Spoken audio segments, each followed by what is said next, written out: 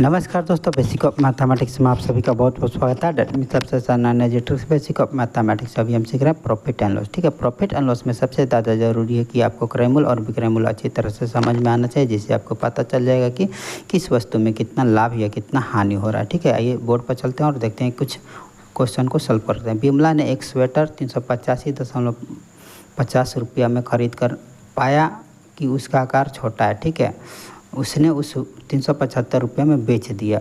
विमला को कुल कितना हानि हुआ इसको ज्ञात करना। ठीक है, विमला क्या करती है, बाज़ार जाती है, बाज़ार से एक स्वेटर खरीदती है जो कि जिसका आकार छोटा हो जाता है, और उसको क्या करती है कि वो यूज नहीं कर पाती है, उसको क्या दूसरी किसी और को बेच देती है 375 रुपये में, यानी उससे कम।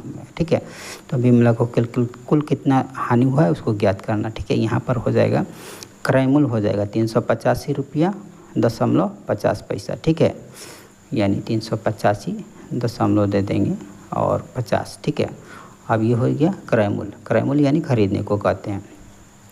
अब विक्रय मूल्य लिखेंगे। विक्रय मूल्य क्या हुआ गया आपका, उसने 385 से कम रुपया में बेच दिया, यानी 375 रुपया में बेच दिया उसको।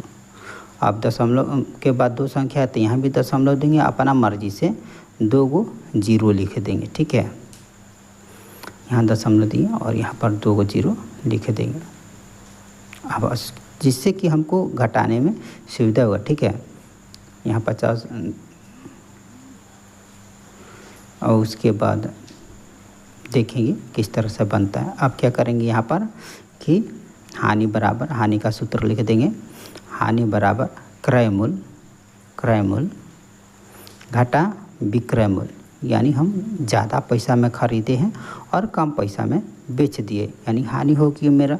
तो हानि हो जाएगा 385 रुपया, 385 रुपया दशमलव 50 पैसा और घटा 375 रुपया। ठीक है, और पैसा में कुछ भी नहीं है तो जीरो जीरो लिखे, यानी अब इसको घटा देंगे, जीरो में से जीरो घटाएं जीरो, फिर 5 में से 5 घटाएं 5, और यहाँ दशमलव है तो दशमलव लिख दिए, और उसके बाद यहाँ पर 5 में से 5 घटाएं तो जीरो, और यहाँ पर 8 में से 7 घटाएं तो 1, यानी 10 रुपया 50 पैसा।